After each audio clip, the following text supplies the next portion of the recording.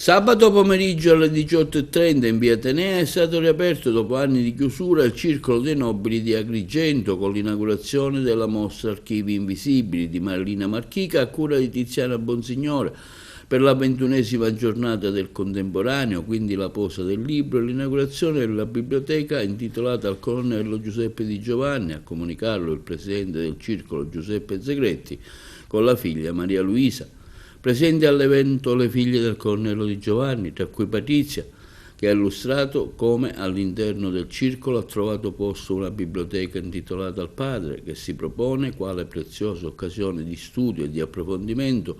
per ricercatori appassionati o semplici lettori desiderosi di avvicinarsi alla storia di Agrigento e della sua provincia, indagando i profili storici, archeologici e topografici.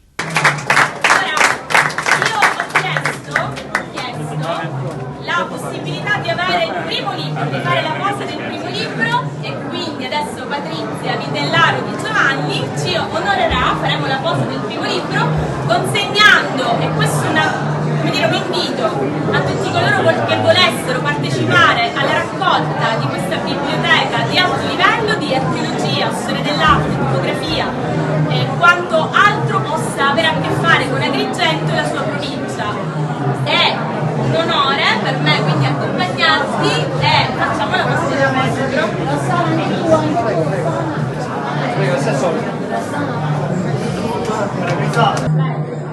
Lei dove vuoi? È un momento importantissimo per noi, è una valenza, un significato eccezionale, un carico di emozioni non indifferente.